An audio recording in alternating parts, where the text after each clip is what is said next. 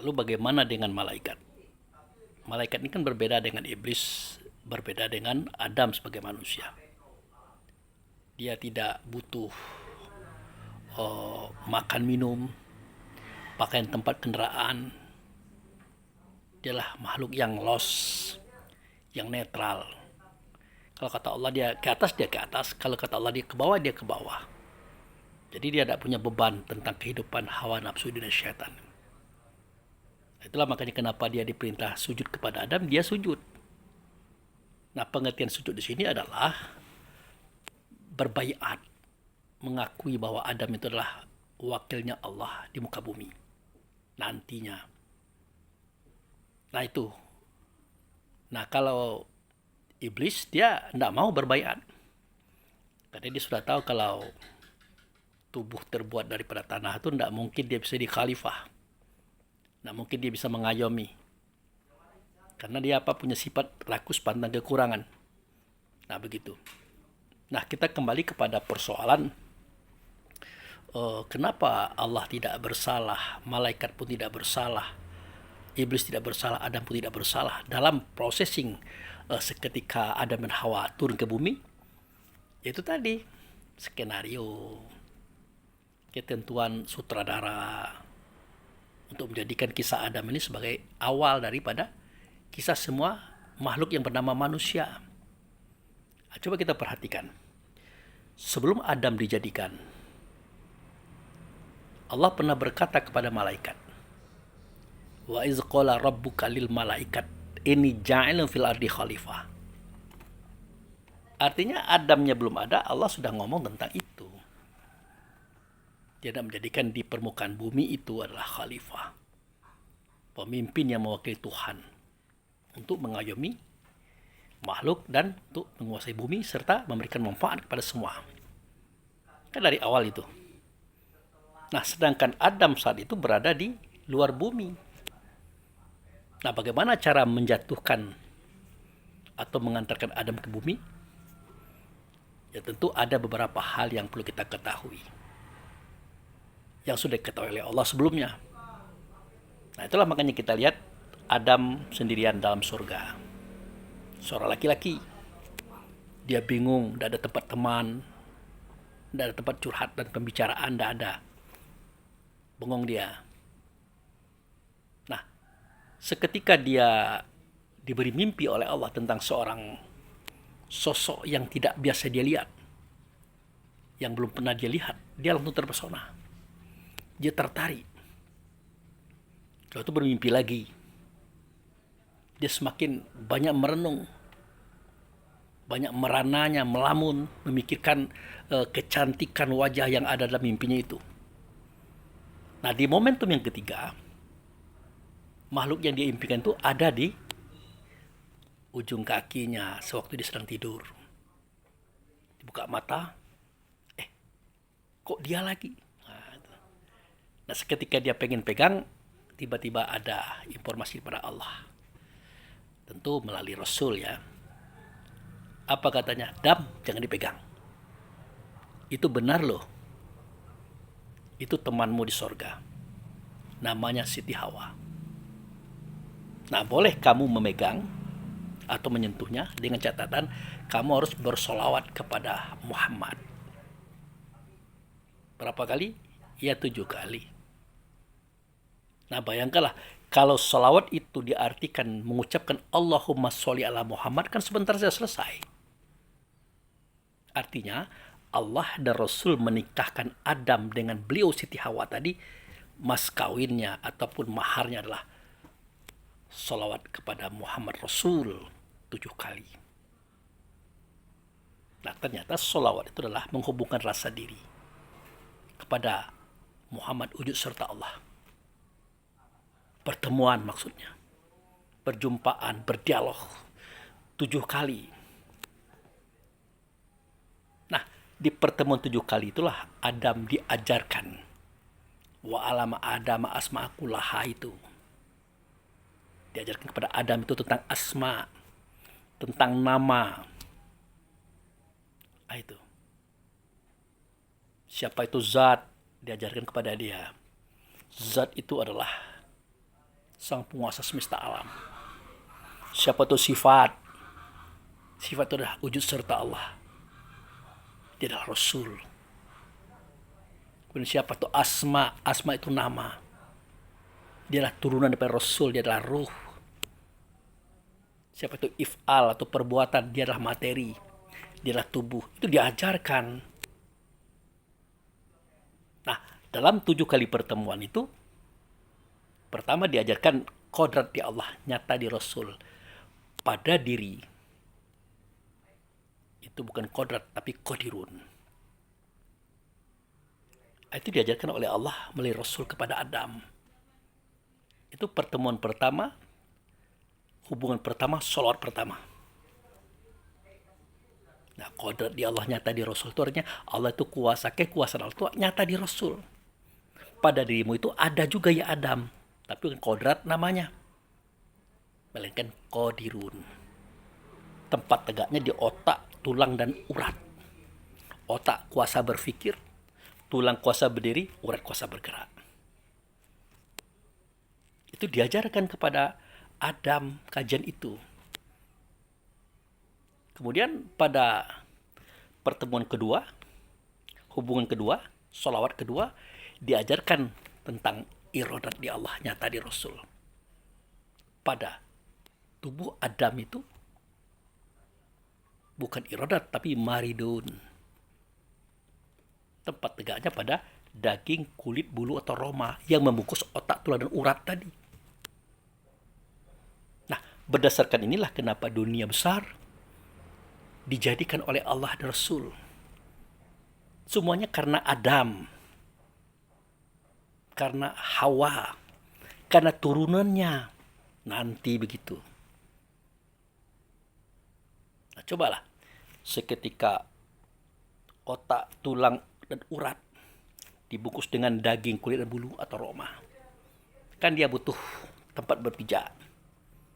Dibuat bumi. Butuh atap, dibuat langit. Butuh panas, dibuat matahari.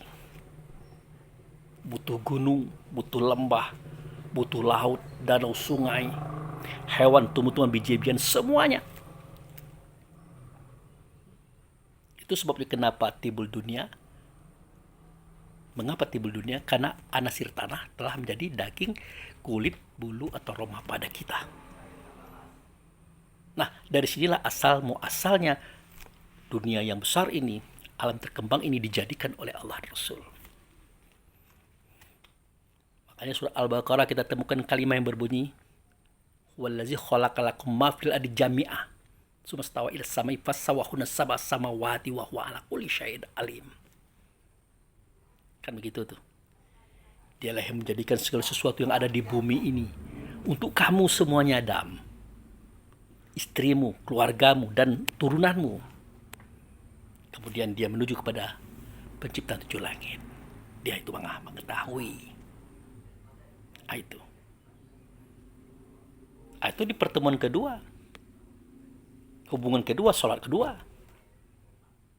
Nah, pada hubungan yang ketiga, pertemuan yang ketiga, sholawat yang ketiga, Allah dan Rasul mengajarkan kepada Adam. Apa itu? Ya tentang ilmu. Ilmu di Allah nyata di Rasul. Di Adam ada namanya alimun. Tempat tegaknya di hati. Di hati Adam itu. Di dalam itu ada alimun. Alimun adalah ruh, saudaraku. Itu.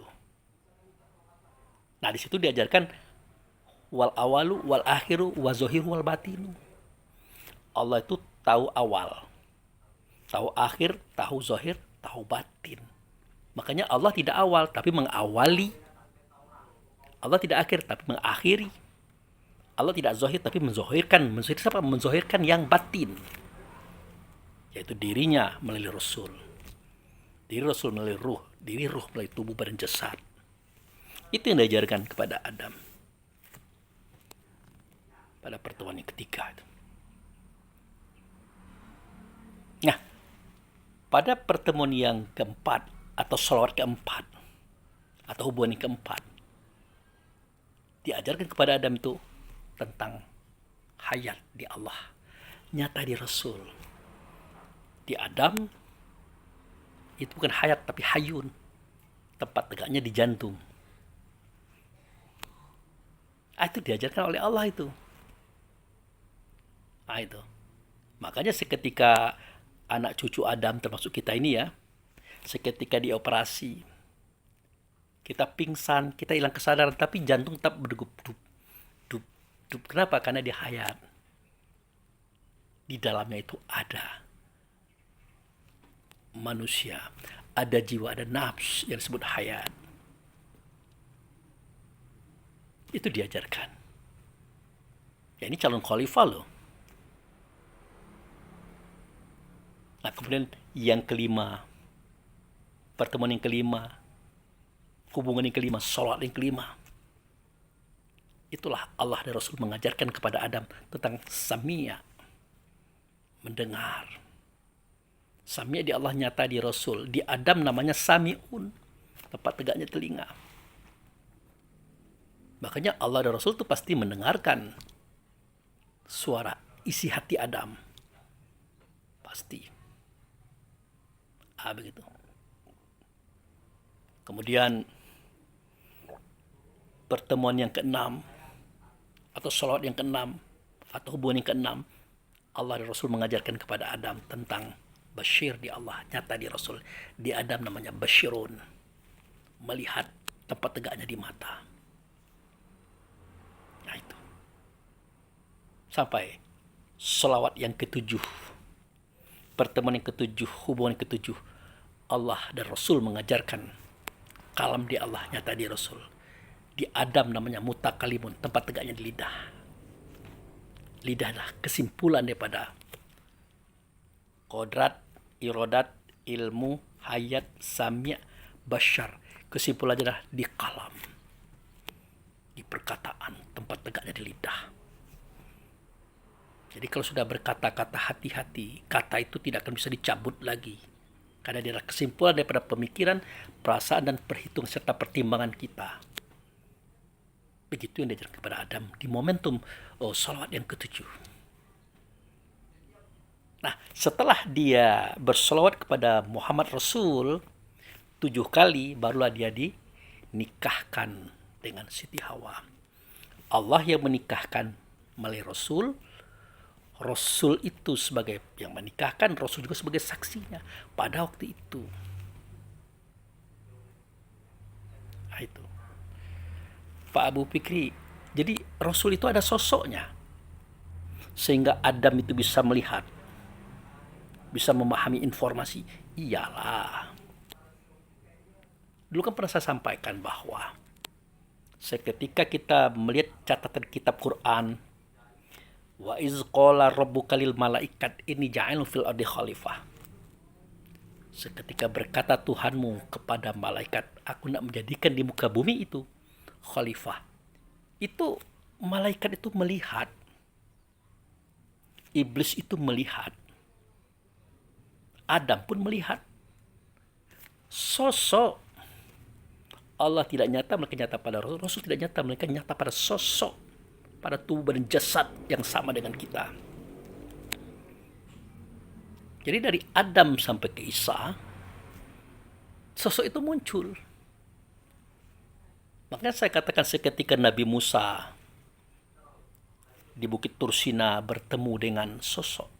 Pertama kali kan bukan sosok, api dulu. Setelah didekati api itu, ternyata yang nampak adalah sinar. Didekati lagi yang nampak adalah cahaya. Didekati lagi ada apa? Yang pohon. Nah, setelah pohon tadi didekati lagi, ternyata sosok yang sama bentuk dan rupanya dengan Musa. Hanya berpakaian seperti zaman Musa. Bermahkota, bersayap, gagah perkasa. Dia berkata, innani anallah, la ilaha illa ana, fa'budni wa qimis shalah li zikri.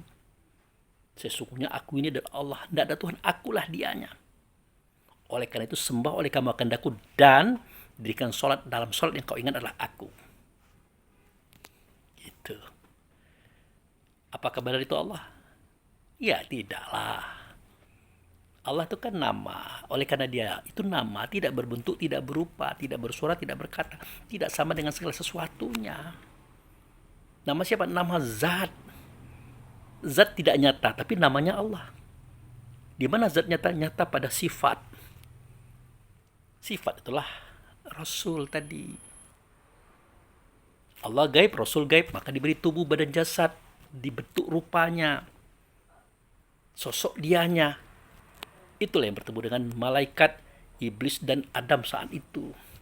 Hingga ke Musa, hingga ke akhir zaman. Seketika dia muncul pada tahun 571 Masehi. Itulah dia Nabi Muhammad yang kita kenal hari ini. Anak Abdullah, anak Aminah, orang Arab suku Quraisy.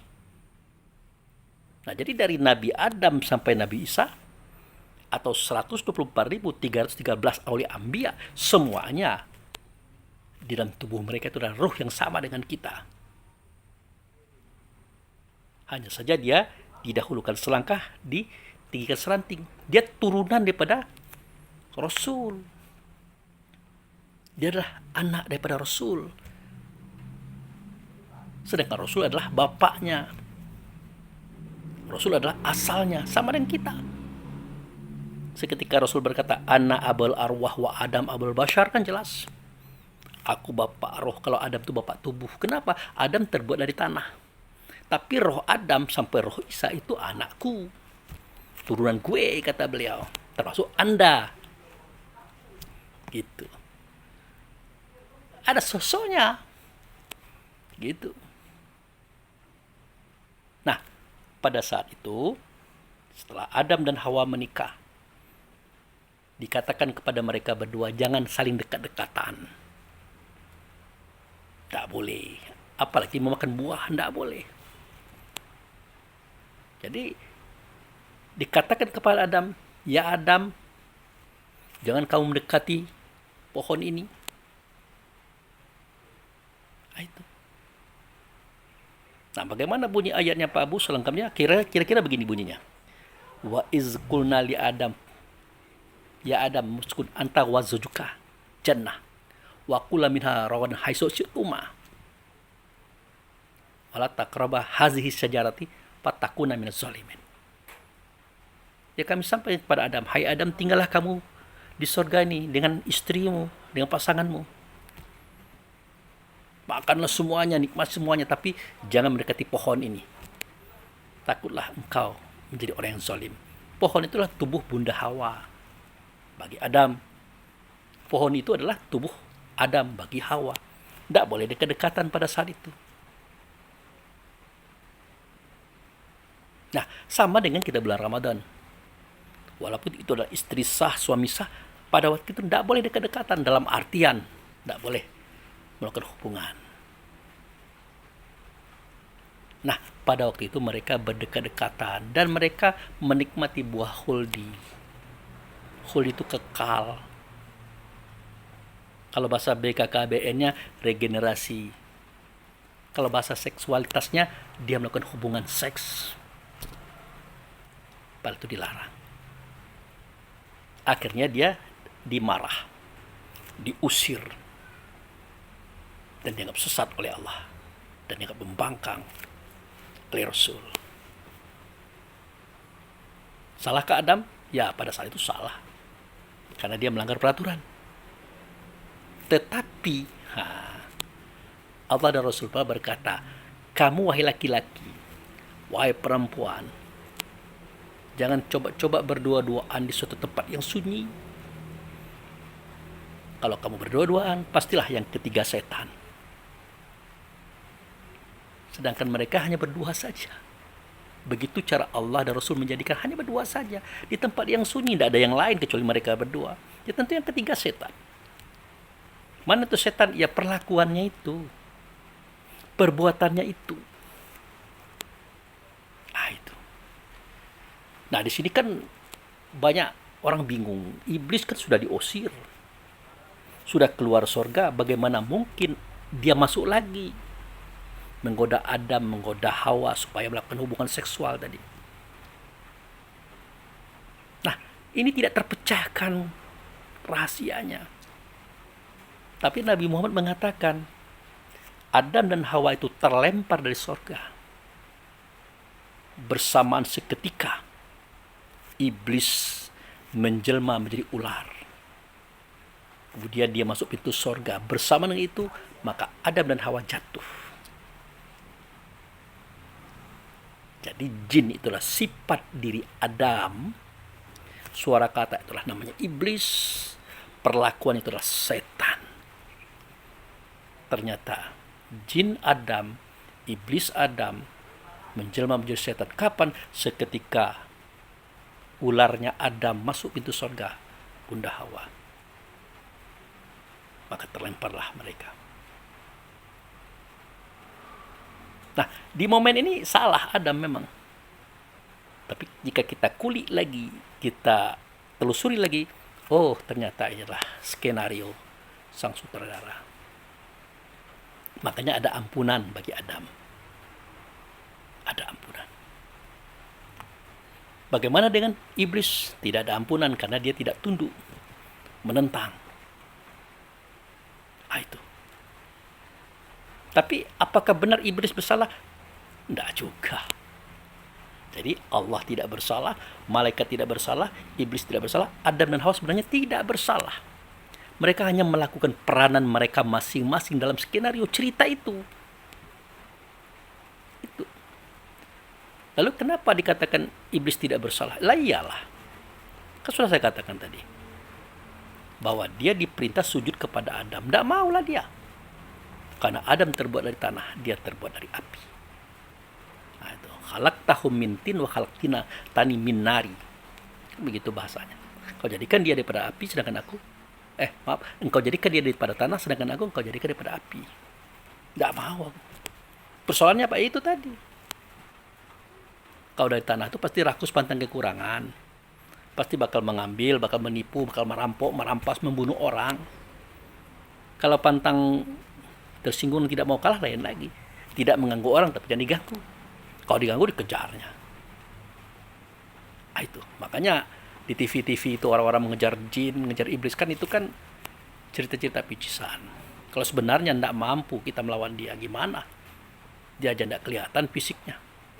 Apalagi dianya. Kalau dia mukul kita gimana? Babak belur. Nah, itu. Tapi begitu konsistennya dia tidak mau mengganggu kita secara fisik. Gitu. Nah, apakah ada analogi, Pak Abu Fikri? Kemarahan Allah kepada iblis saat itu. Yang itu pun ada dalam kitab Al-Quran ada. Adalah. Analoginya, permisalannya kisah seperti Nabi Yusuf dengan adiknya Binyamin itu. Ada. Seketika saudara-saudara Yusuf termasuk Bunyamin, ya. Saudara Yusuf itu kan 10 orang itu. Emaknya beda. Yang satu emak itu Bunyamin itu. Jadi Yusuf ingin mempertahankan Bunyamin tetap di Mesir. Nah, saudara-saudaranya silakan pulang ke Kan'an itu, ke negeri tempat asalnya dia dengan bapaknya. Bagaimana caranya Yusuf mempertahankan? Kan ada cara lain.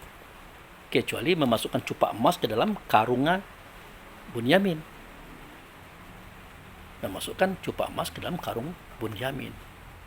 Untuk apa? Nanti untuk dituduhkan, untuk dihukum, bahkan dipenjarakan. Dan itu dilakukan oleh Yusuf. Akhirnya Bunyamin dan semua dek berajanya kena marah ke Yusuf. Kamu sudah kutampung, kuterima, kuberikan ruangan VIP, makanan, pakaian enak-enak, barang pun gratis, mencuri juga kamu. Luar biasa preman kalian ini. Udah begitu baik aku dengan kalian, kalian mencuri juga. Ya tentu mereka kaget, tidak ada kami mencuri. Maka diperiksalah karung demi karung tempat mereka berbelanja gandum saat itu. Kan waktu itu kan negeri yang lain-lain itu kan sedang kasak kusuk, kelaparan. Hanya satu-satunya bahan pangan itu ada di Mesir. Pengelolanya adalah Yusuf sebagai menteri Kisra, kesejahteraan rakyat pada waktu itu. Untuk keluarganya, untuk dia beradiknya ini ya semuanya gratis. Padahal dia beradiknya belum tahu kalau itu adalah Yusuf. Tapi Yusuf tahu, ini bapak, ini bapaknya bapak aku, tapi beda mak. Ini yang pernah menganiaya aku, yang nyemplungkan aku dalam sumur, ini orang-orangnya. Tapi ini adekku loh. Nah ternyata cupak emas itu dimasukkan ke dalam karungnya Bunyamin. Dimarah-marah, di penjara. Akhirnya dipesankan kepada 10 saudara Yusuf tadi, kalau kalian ingin adik kalian ini kembali, bawa bapak kalian, emak kalian ke sini, baru kubebaskan. Akhirnya mau tak mau, ayah bundanya dibawa ke Mesir pada saat itu. Nah, sebelum mereka itu sampai, Yusuf dan Bunyamin bertemu dalam sebuah kamar. Tapi ingat ya, sudah di penjara 3 hari 3 malam. Dibanting, didorong, dimarahi, dibentak. Tapi anehnya Yusuf minta kepada pengawal, keluarkan dia, mandikan dia, kasih dia baju bagus, suruh datang ke kamar. Nah di dalam kamar baru dikatakan, apakah kau tahu kenapa engkau dipanggil ke kamar ini? Dia tanya kepada Bunyamin, adik kandungnya. Tapi adik kandungnya tidak tahu kalau itu abangnya. Tidak tahu baginda. Ingin tahu? Ingin. Akulah abangmu Yusuf. Kalau tidak begini caranya, aku tidak bisa mempertahankan kamu di sini. Dan aku tidak ingin mereka, abang-abang kita itu tahu kalau aku adalah Yusuf. Biarkan nanti ayah bunda kita datang, baru kubuka rahasia ini. Jadi kemarahan Yusuf, sumpah serapah Yusuf sampai melemparkan ke dalam penjara itu adalah sikap yang diciptakan berdasarkan rasa kasih sayangnya kepada adiknya, karena dia ingin bersama adiknya, karena sudah dirindukan berlama-lama, bertahun-tahun. Nah begitu juga Azizal bin Janu atau iblis tadi dengan Allah, dengan Rasul. Dia dimarah. Ya, dia dimarah. Bahkan nanti di pengadilan akhirat ya, ada kejadian yang lucu. Seketika orang-orang kafir tidak dimasukkan dalam penjara ataupun dalam neraka itu, orang kafir kan tidak mau. Sebelum didatangi dua. Pertama, jin korinnya mereka masing-masing, jiwanya. Yang kedua adalah iblis. Ya kita cerita iblis sajalah. Datang iblis. Ya bagaimana ya Allah, kok aku dipanggil? Ya mereka ini mengatakan bahwa engkaulah penyebab mereka masuk neraka. Engkau menggodanya, menyeretnya, melemparkannya ke neraka. Kata iblis, loh kok aku? Nggak bisa begitu. Aku kan cuma bisik-bisik saja. Bisik-bisik saja loh. Tapi mereka yang nyosor. Contoh misalnya, ini lebaran mas, istrimu pulang kampung tuh, di sebelah tuh, canda bahenol. Aku cuma ngomong begitu doang. Tapi dia sudah nyosor. Artinya dia mau itu kendakku, dia tidak mau ya tidak apa-apa, aku tidak bisa maksa dia. Nah sekarang jangan salahkan aku, salahkan diri kalian masing-masing. Kok aku disalahkan? Itu di hadapan Allah itu. Akhirnya iblis menang. Semua mereka yang durjana, durhaka dilemparkan ke neraka. Iblis bagaimana? Oh belum. Dia bertanya kepada Allah, bagaimana aku? Kamu juga masuk neraka. Akhirnya iblis dengan tertawa dia meloncat ke neraka. Di dalam neraka itu dia terbahak-bahak. Dia tertawa-tawa. Kenapa? Indah sekali cerita ini. Indah sekali kisah ini. Dia lucu. Nah apakah tertawanya itu menunjukkan rasa tidak sakit? Allahu a'lam, boleh jadi sakitnya itu dalam bentuk tertawa, boleh jadi. Kalau kita sakit dalam bentuk menangis, gitu. Ini kan Tuhan yang punya kerja. Nah jadi kembali kepada persoalan saudara-saudara kita yang berbaju oranye tadi. Sebenarnya mereka hanya memerankan kisah sebagai koruptor, pencuri, pengambil uang rakyat. Mereka tuh hanya memerankan supaya jadi contoh bagi yang lainnya.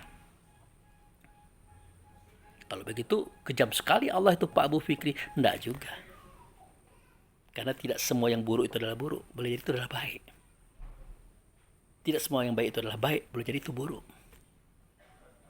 Nah, contoh seketika Allah berkata dalam sebuah firman-Nya, وَلَنَبْلُوَنَكُمْ بِسَمِلْ كَفِي وَالْجُوءِ وَنَقْصٍ مِنَ الْأَمْوَالِ وَالْأَنْفُسِ وَالثَّمَرَاتِ Wa basyiris sabirin allazina iza asabatuhum musibah qalu inna lillahi wa inna ilaihi rajiun. Kan ada itu.